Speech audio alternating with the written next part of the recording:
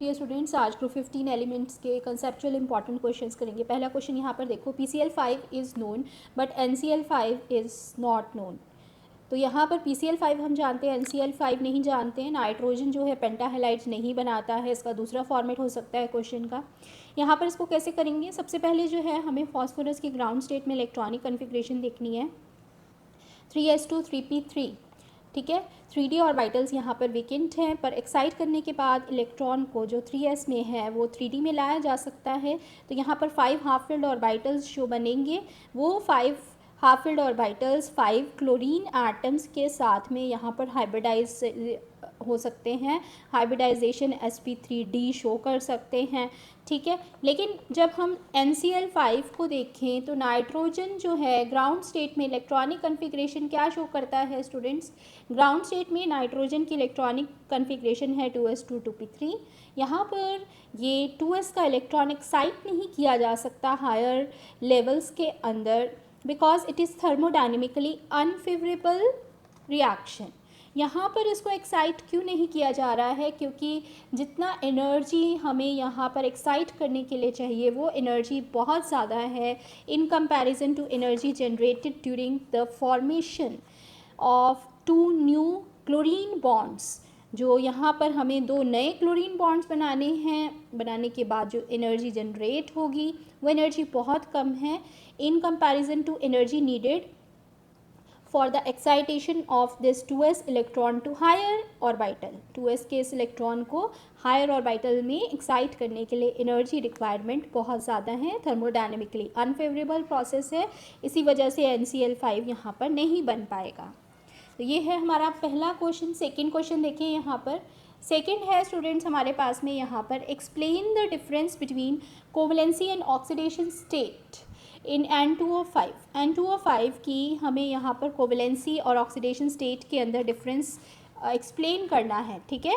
कैसे एक्सप्लेन करोगे, N2O5 के अंदर कोवलेंसी नाइट्रोजन की है 4 और ऑक्सीडेशन स्टेट नाइट्रोजन का कैलकुलेट करने पे आता है N2O5 में +5। But is covalency, it is the number of covalent bonds form between 2 atoms. Nitrogen कितने कोवलेंट एटम्स के बॉन्ड बना रहा है यहाँ पर 4, ठीक है। तो 4 कोवलेंट बॉन्ड्स यहाँ पर नाइट्रोजन बना रहा है, कोवलेंसी 4 हुई, ऑक्सीडेशन स्टेट यहाँ पर नाइट्रोजन की N2O5 में +5 हुई। नेक्स्ट क्वेश्चन देखेंगे, stability of +5 oxidation state decreases down the group. हमारी जो +5 की ऑक्सीडेशन स्टेट है यहाँ पर वो डिक्रीज़ कर रही है उसकी स्टेबिलिटी जब हम ग्रुप 15 में डाउन द ग्रुप जाते हैं, डाउन द सीरीज़ जाते हैं ग्रुप 15 के अंदर। तो ऐसा क्यों हो रहा है, जनरल इलेक्ट्रॉनिक कन्फिग्रेशन अगर हम ग्रुप 15 के एलिमेंट्स की देखें तो NS2 NP3 है। अगर यहाँ पर ये टोटल 5 इलेक्ट्रॉन्स जो प्रेजेंट है इनको यहाँ पर लूज़ करता है तो +5 ऑक्सीडेशन स्टेट यहाँ पर ये शो करेगा। ये हम यहाँ पर NS2 NP3 वैलेंस शेल की इलेक्ट्रॉनिक कन्फिग्रेशन लिखते हैं स्टूडेंट्स। तो अगर ये 5 इलेक्ट्रॉन्स यहाँ लूज़ करेगा तो +5 ऑक्सीडेशन स्टेट हुई। अगर ये ऐसे इलेक्ट्रॉन पेयर यहाँ बॉन्डिंग में पार्टिसिपेट ही नहीं करेगा तो +3 ऑक्सीडेशन स्टेट यहाँ पर ये शो करेगा। अब ये +3 oxidation state he down the group जाने पर ज़्यादा स्टेबल हो जाती है, जैसे कि बिस्मथ का अगर हम केस लें। तो यहाँ ऐसा क्यों हुआ, because of inert pair effect. Inert pair effect क्या है स्टूडेंट्स, D और F इलेक्ट्रॉन्स की जब एंट्री होती है हमारे लास्ट के एलिमेंट्स के अंदर तो वहाँ पर D और F इलेक्ट्रॉन्स बहुत ही पुअर शील्डिंग करते हैं आउटर मोस्ट शेल के इलेक्ट्रॉन्स की। तो इस वजह से क्या होता है कि जब डाउन द ग्रुप जाने पर न्यूक्लियर चार्ज बढ़ता है तो S इलेक्ट्रॉन पेयर ये जो है हमारा ये और भी ज़्यादा अट्रैक्ट हो जाता है न्यूक्लियस से, जिसकी वजह से यहाँ पर इसको रिमूव करना 2 इलेक्ट्रॉन्स को बहुत मुश्किल हो जाएगा और ज़्यादा ये अट्रैक्ट हो जाएंगे न्यूक्लियस से। तो 3 ही इलेक्ट्रॉन्स यहाँ P सबशेल के जो आउटर मोस्ट में अवेलेबल होंगे बॉन्डिंग के लिए। इस वजह से +3 ऑक्सीडेशन स्टेट जो है वो डाउन द ग्रुप जाने पर ज़्यादा स्टेबल हो जाती है। समझ गए यहाँ पर रीज़न। ठीक है। तो ये हमारा है यहाँ पर कि poor shielding effect which is shown by D and F electrons. D और एफ इलेक्ट्रॉन्स की पुअर शील्डिंग की वजह से एस इलेक्ट्रॉन पेयर ज़्यादा अट्रैक्ट हो जाता है न्यूक्लियस से और इसके ये इलेक्ट्रॉन पेयर को लूज़ करना मुश्किल हो जाता है। तो यहाँ पर ये 3 इलेक्ट्रॉन्स ही अवेलेबल होते हैं बॉन्डिंग करने के लिए, इस वजह से +3 ऑक्सीडेशन स्टेट यहाँ पर ये शो करेगा। ठीक है, तो ये हमने कंसेप्चुअल क्वेश्चंस देख रहे हैं स्टूडेंट्स। यहाँ पर हमने 3 कंसेप्चुअल क्वेश्चंस देखे। नेक्स्ट देखो यहाँ पर हमारे पास में नेक्स्ट है स्टूडेंट्स, इसमें है बिस्मथ जो है हमारे पास में। यहाँ पर bismuth is strong oxidising agent in pentavalent state. Bismuth जो है वो स्ट्रॉन्ग ऑक्सीडाइजिंग एजेंट है पेंटावेलेंट स्टेट के अंदर। ऐसा क्यों? ऑक्सीडाइजिंग एजेंट क्या होते हैं? ऑक्सीडाइजिंग एजेंट जो दूसरे को ऑक्सीडाइज कर दें, खुद रिड्यूस हो जाए। ऑक्सीडाइज कैसे करेंगे दूसरे को और खुद रिड्यूस कैसे होंगे? खुद रिड्यूस कैसे होते हैं? या तो decrease in oxidation state show करेगा या गेन ऑफ इलेक्ट्रॉन करेगा। तो यहाँ पर बिस्मथ +5 की टेंडेंसी है कि इलेक्ट्रॉन गेन करके वो +3 ऑक्सीडेशन स्टेट में चेंज हो because of inert pair effect. Down the group जाने पर बिस्मथ +3 ऑक्सीडेशन स्टेट में ज़्यादा स्टेबल है, इनर्ट पेयर इफेक्ट जो कि हमने अभी पढ़ा। तो इसी इनर्ट पेयर इफेक्ट का एक फॉर्मेट है ये क्वेश्चन जिस तरह से पूछे जाते हैं। नेक्स्ट देखो यहाँ पर why nitrogen and bismuth does not form pentahalides. Nitrogen और बिस्मथ जो हैं वो पेंटाहेलाइट्स क्यों नहीं बनाते जबकि फॉस्फोरस बनाता है? तो यहाँ पर इसका रीज़न क्या होगा स्टूडेंट्स कि नाइट्रोजन के पास कोई भी डी ऑर्बिटल नहीं है, इस वजह से वो पेंटाहेलाइट नहीं बना रहा। जबकि बिस्मथ इसलिए नहीं बना रहा है क्योंकि बिस्मथ में हमारे पास 6s का इलेक्ट्रॉन डी में एक्साइट करना बहुत मुश्किल है because of inert pair effect. तो इनर्ट पेयर इफेक्ट की वजह से यहाँ पर नहीं बना पा रहा है, एक्साइटमेंट ही नहीं हो रहा है यहाँ 6s के इलेक्ट्रॉन को जो 6d में जाना है। तो यहाँ इनर्ट पेयर इफेक्ट भी लैकिंग है। बिस्मथ पेंटाफ्लोराइड यहाँ पर एग्जिस्ट ही नहीं करेगा। तो इस वजह से यहाँ पर हमारे पास में केवल दोनों ही हेलाइड्स पेंटाहेलाइट्स नाइट्रोजन और बिस्मथ के एग्जिस्ट नहीं करेंगे, लेकिन फॉस्फोरस का पेंटाहेलाइट एग्जिस्ट करता है। ठीक है, नेक्स्ट है ammonia is more basic than PH3। Ammonia ज़्यादा बेसिक है PH3 से। ऐसा क्यों? क्योंकि अमोनिया पर भी लोन पेयर है स्टूडेंट्स और PH3 पर भी हमारे पास फॉस्फोरस में लोन पेयर प्रेजेंट है। लेकिन यहाँ पर जो लोन पेयर हमारा नाइट्रोजन पर प्रेजेंट है वो नाइट्रोजन हमारा स्मॉल है, small in size in comparison to phosphorus. इस वजह से यहाँ पर हमारे पास में नाइट्रोजन और हाइड्रोजन का जो बॉन्ड होगा स्टूडेंट्स, यहाँ पर H पॉजिटिव के साथ ये लोन पेयर जो बॉन्ड बनाएगा वो बहुत स्ट्रॉन्ग बनेगा in comparison to this H positive when added to this lone pair in PH3। समझ गए?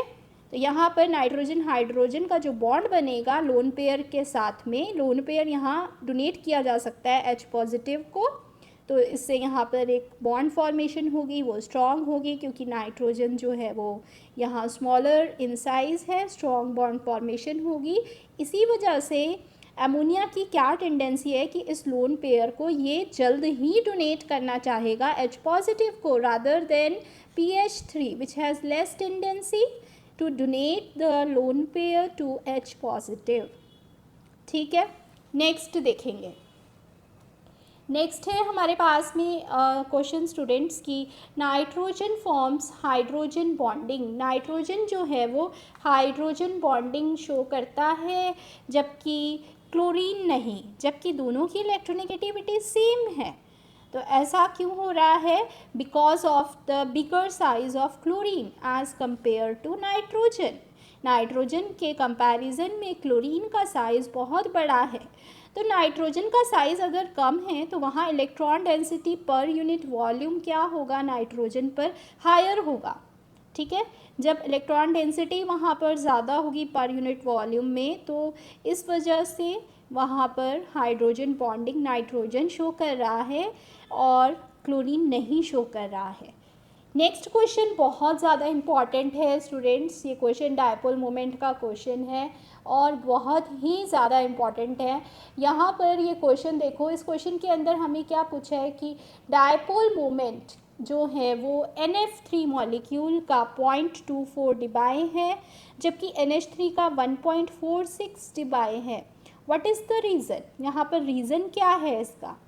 तो इसका रीज़न यहाँ पर क्या है स्टूडेंट्स कि हमारे पास में जो NF3 है, NF3 मॉलिक्यूल के अंदर नाइट्रोजन पर जो लोन पेयर प्रेजेंट है, ये लोन पेयर भी एक तरह से डायपोल मोमेंट जो है वो यहाँ पर क्रिएट करता है। फ्लोरीन भी अपना अपना यहाँ पर डायपोल मोमेंट क्रिएट कर रहे हैं। अगर रिजल्टेंट देखें यहाँ पर हम तीनों NF बॉन्ड्स का, तो ये रिजल्टेंट 3 NF बॉन्ड्स का अपोजिट डायरेक्शन में है, जिस डायरेक्शन में लोन पेयर अपना डायपोल मोमेंट क्रिएट कर रहा है।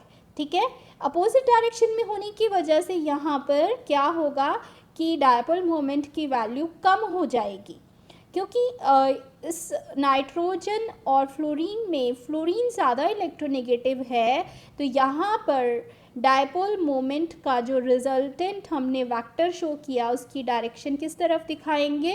फ्लोरीन की तरफ, ज़्यादा इलेक्ट्रोनेगेटिव एटम की तरफ। इस वजह से ये लोन पेयर जो है वो ज़्यादा क्रिएट करता है डायपोल मोमेंट नाइट्रोजन के कंपैरिजन में।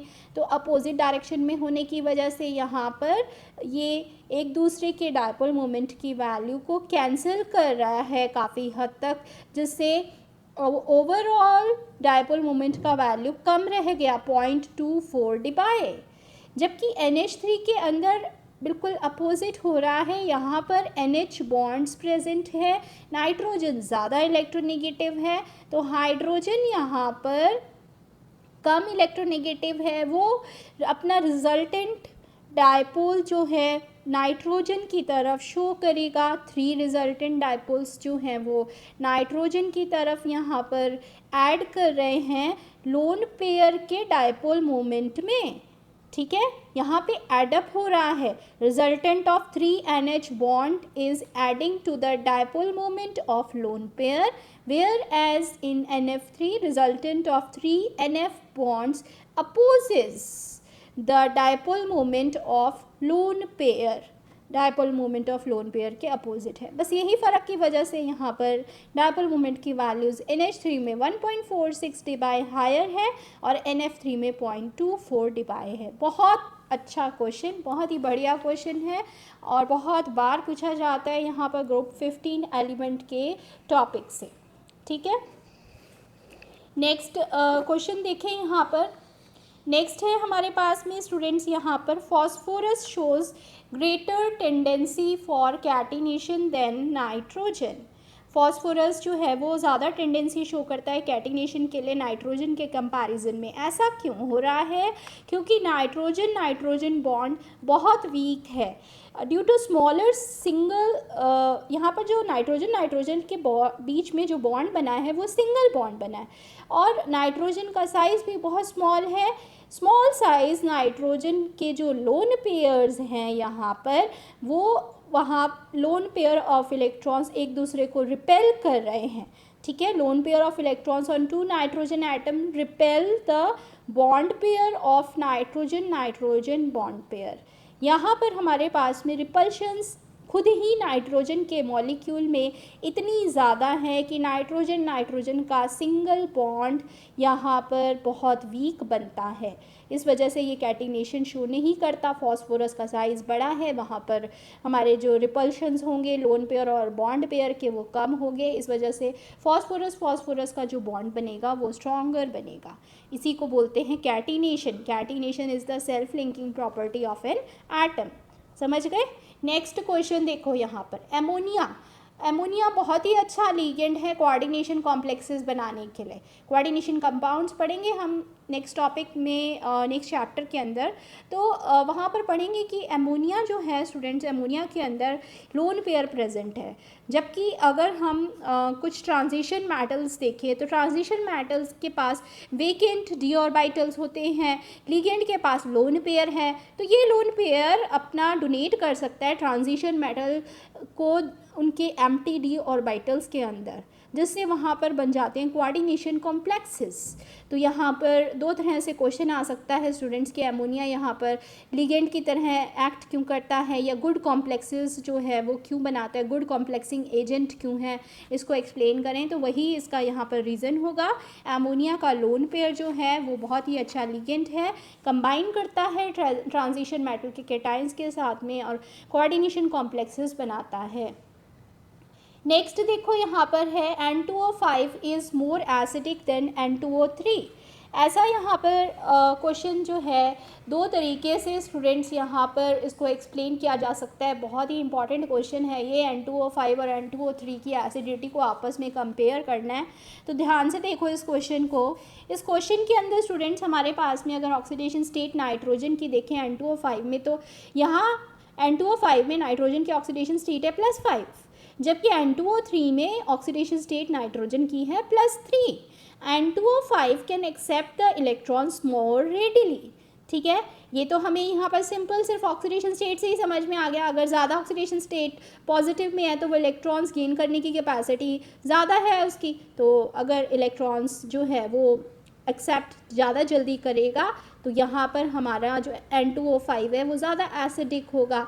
ठीक है, इसको दूसरी तरीके से कैसे एक्सप्लेन किया जा सकता है कि N2O5 और N2O3 को जब हम वाटर में डिज़ोल्व करेंगे तो हमारे पास में यहाँ पर दो तरह के एसिड्स बनेंगे, HNO3 and HNO2, nitric acid and nitrous acid.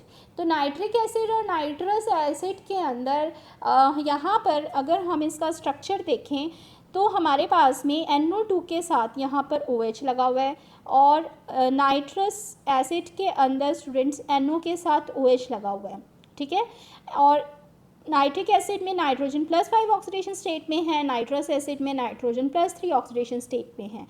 जब HNO3 के अंदर NO2 ग्रुप जो है वहाँ पर +5 ऑक्सीडेशन स्टेट नाइट्रोजन की प्रेजेंट है, तो उसकी ज़्यादा टेंडेंसी यहाँ पर क्या होगी कि वो अपनी तरफ इलेक्ट्रॉन्स को ज़्यादा स्ट्रांगली यहाँ पर अट्रैक्ट करे, OH बॉन्ड से ज़्यादा जल्दी अपनी तरफ इलेक्ट्रॉन्स को खींचने की कैपेसिटी नाइट्रोजन की है। ठीक है, in comparison to nitrogen in HNO2 which has +3 oxidation state. +5 और +3 ऑक्सीडेशन स्टेट से हमें यहाँ पर क्या पता चल रहा है कि अगर ज़्यादा पॉजिटिव ऑक्सीडेशन स्टेट है तो इसकी इलेक्ट्रॉन्स को अपनी तरफ अट्रैक्ट करने की capacity from OH bond, OH का जो बॉन्ड है यहाँ से अपनी तरफ अट्रैक्ट जो करना है इलेक्ट्रॉन वो ज़्यादा कर पाएगा यहाँ पर NO2, बजाय कि NO ग्रुप OH बॉन्ड से कम यहाँ पर टेंडेंसी के साथ में इलेक्ट्रॉन अपनी तरफ अट्रैक्ट कर पाएगा। इसी वजह से अगर हम यहाँ पर देखें NO2 ज़्यादा टेंडेंसी के साथ में OH बॉन्ड से अपने इलेक्ट्रॉन्स यहाँ पर अट्रैक्ट करेगा तो H पॉजिटिव का रिलीज़ उतना ही ईजी हो जाएगा। समझ गए यहाँ पर? इसको ये समझ में आया कॉन्सेप्ट क्या है हमारे पास में? तो यही बस हमें यहाँ पर ध्यान रखना था स्टूडेंट, जैसे ही हमने यहाँ पर फर्स्ट पॉइंट से पढ़ा भी था कि +5 ऑक्सीडेशन स्टेट के अंदर हमारे पास में उस नाइट्रोजन एटम के पास में ज़्यादा टेंडेंसी इलेक्ट्रॉन को अपनी तरफ अट्रैक्ट करने की, और जितना ज़्यादा जल्दी अट्रैक्ट करके रखेगा इलेक्ट्रॉन्स को अपनी तरफ उतना ही आराम से यहाँ इस H पॉजिटिव को हम बाहर निकाल सकते हैं। जितना H पॉजिटिव रिलीज़ यहाँ पर क्विकली हो जाएगा, जल्दी हो जाएगा, उतना ही अच्छा ये HNO3 यहाँ पर एज अ एसिड काम करेगा। ठीक है, समझ गए? नेक्स्ट क्वेश्चन देखो अब यहाँ पर, ये सभी हम यहाँ पर P ब्लॉक जो है उसमें ग्रुप 15 एलिमेंट्स के कंसेप्चुअल क्वेश्चंस पढ़ रहे हैं स्टूडेंट्स, बहुत ही इंपॉर्टेंट कंसेप्चुअल क्वेश्चंस। ठीक है, नेक्स्ट क्वेश्चन देखेंगे यहाँ पर हमारे पास में, ये है H3PO3 इज़ डाईप्रोटिक और dibasic in nature, why. या बेसिसिटी H3PO3 की क्या है और क्यों है। H3PO3 का अगर हम यहाँ पर स्ट्रक्चर बनाए, क्योंकि हमने यहाँ पर ट्रिक्स भी देखी थी कि ऑक्सी एसिड्स और फॉस्फोरस कैसे बनाए जा सकते हैं, अगर वीडियो नहीं देखा है आपने तो डिस्क्रिप्शन बॉक्स में आपको लिंक मिल जाएगा स्टूडेंट्स। वैसे भी अगर मैं आपको एक छोटा सा बताऊँ ट्रिक, तो यहाँ पर हमारे पास में H3PO3 3 ऑक्सीजन प्रेजेंट हैं, उसमें से एक ऑक्सीजन डबल बॉन्ड में जाएगा, ठीक है, और एक ऑक्सीजन यहाँ पर डबल बॉन्ड में चला गया, तो हमारे पास में जो है स्टूडेंट्स 3 हाइड्रोजन बचे हैं और 2 ऑक्सीजन के साथ में 2 हाइड्रोजन जाएंगे ही, और बचा एक हाइड्रोजन जो फॉस्फोरस के साथ में यहाँ पर डायरेक्टली अटैच होगा। यही एक हाइड्रोजन यहाँ पर जो है वो अपनी रिड्यूसिंग नेचर को शो करता है स्टूडेंट्स, ठीक है।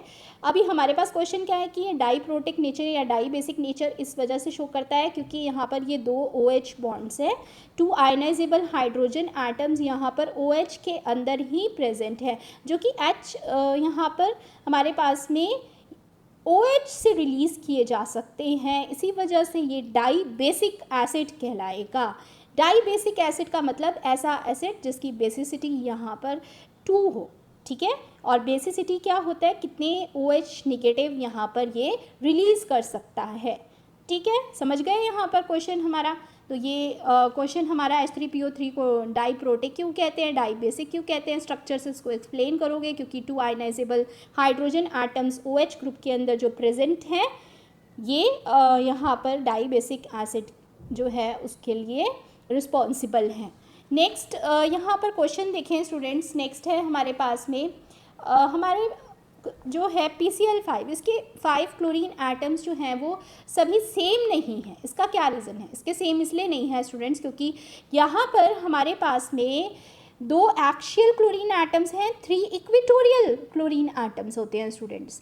जो 3 इक्वेटोरियल हैं हमारे पास में पोजीशन पर हैं वो वहाँ पर, और जो 2 एक्शियल पोजीशन पर हैं इनमें वीकर बॉन्ड है एक्शियल पोजीशन के क्लोरीन एटम्स पर। जो इसी वजह से जब हम PCl5 को हीट करेंगे तो किस में कन्वर्ट होगा, PCl3 में, और Cl2 जो लेस स्टेबल है यहाँ पर 2 क्लोरीन एटम्स के फॉर्म में जो एक्शियल पोजीशन पर थे वो Cl2 के फॉर्म में यहाँ पर रिलीज़ हो जाएगी, ठीक है।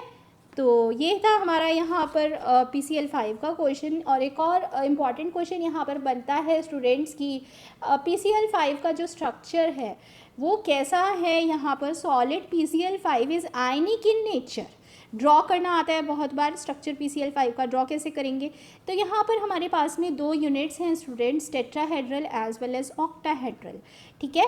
टेट्राहेड्रल यूनिट क्या है, जहाँ पर हमारे पास में PCl4 पॉजिटिव, ऑक्टाहेड्रल क्या है, जो हमारे पास में PCl6 निगेटिव, केटाइन और एनाइन के फॉर्म में यहाँ पर टेट्राहेड्रल ऑक्टाहेड्रल यूनिट्स प्रेजेंट हैं as PCl4 positive, PCl6 negative, ठीक है। तो PCl5 किस फॉर्म में एग्जिस्ट करता है, एक सॉलिड आयनिक फॉर्म के अंदर एग्जिस्ट करता है, PCl4 positive, PCl6 negative. Next देखो, नेक्स्ट क्वेश्चन भी बहुत ज़्यादा इंपॉर्टेंट है यहाँ पर स्टूडेंट्स। नाइट्रस एसिड जो है स्टूडेंट्स वो ऑक्सीडाइजिंग एजेंट की तरह भी काम करता है और रिड्यूसिंग एजेंट की तरह भी काम करता है, इसे हमें यहाँ पर एक्सप्लेन करना है, ठीक है। अभी एक क्वेश्चन यहाँ पर ये बीच में लिया हुआ था, रेजोनेटिंग स्ट्रक्चर कहा जाता है नाइट्रस एसिड का, तो एक क्लब किया हुआ है यहाँ पर क्वेश्चन और भी कि नाइट्रस एसिड के रेजोनेटिंग स्ट्रक्चर से हमें यहाँ पर एक्सप्लेन करना है कि NO बॉन्ड जो है वो शॉर्टर होता है NOH बॉन्ड से, क्योंकि रेजोनेंस की वजह से NO बॉन्ड के अंदर डबल बॉन्ड कैरेक्टर आ जाता है स्टूडेंट्स, और NOH जो है यहाँ पर उसके अंदर वो प्योर सिंगल बॉन्ड है, और प्योर सिंगल बॉन्ड्स जो है वो हमेशा ज़्यादा लॉन्ग होते हैं, तो NO बॉन्ड यहाँ पर शॉर्ट होगा NOH बॉन्ड से, ठीक है। एक क्वेश्चन बस ये बीच में एक और क्वेश्चन जो है आपको थोड़ा एक्सप्लेन करना था, HNO2 का स्ट्रक्चर इसलिए लिया हुआ है ये। अब यहाँ पर क्वेश्चन देखो हमारा था कि नाइट्रस एसिड जो है वो ऑक्सीडाइजिंग एजेंट, रिड्यूसिंग एजेंट की तरह, दोनों की तरह यहाँ पर काम क्यों करता है। देखो ऑक्सीडाइजिंग एजेंट की तरह वो कब काम करेगा, जब वो अपनी ऑक्सीडेशन स्टेट को +3 से डिक्रीज़ कर सकता है किसी भी लोअर वैल्यू में, ठीक है।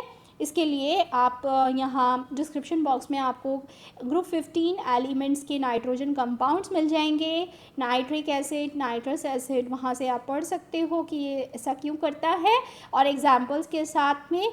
और ऑक्सीडेशन स्टेट नाइट्रोजन की जब +3 के अंदर है तो वो उसको इंक्रीज़ कर सकता है अपनी किसी भी हायर ऑक्सीडेशन स्टेट पर +4 या +5 पर, ठीक है। तो इस वजह से यहाँ पर ये अगर डिक्रीज़ कर रहा है अपनी ऑक्सीडेशन स्टेट को तो ऑक्सीडेंट की तरह काम किया या ऑक्सीडाइजिंग एजेंट की तरह काम किया।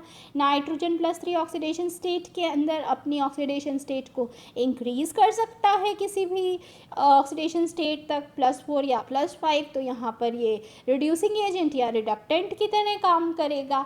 तो ये हमारे पास में बहुत ही important 15 important conceptual questions from group 15 element students, ठीक है। बहुत ज़्यादा इम्पॉर्टेंट हैं सभी क्वेश्चंस, आपके एमसीक्यूज़ इन्हीं क्वेश्चन से बनकर ही आते हैं। तो अगर आपको टॉपिक क्लियर है, क्वेश्चंस क्लियर हैं, तो आप बहुत इजीली क्वेश्चन बना सकते हो। सभी इस टॉपिक को ज़रूर पढ़ें, पूरे 15 क्वेश्चंस की प्रैक्टिस कर रहे हैं। साथ में ग्रुप 15 एलिमेंट्स के जितने वीडियोज़ और ग्रुप 16 एलिमेंट्स के वीडियोज़ हैं तो सभी को अगर चैनल पर नए हो तो ज़रूर देख लें। और वीडियोस अच्छे लग रहे हैं तो give a thumbs up to the video students and share with your friends. Channel पर पहली बार आए हो, चैनल को सब्सक्राइब करना। मिलते हैं नेक्स्ट वीडियो में।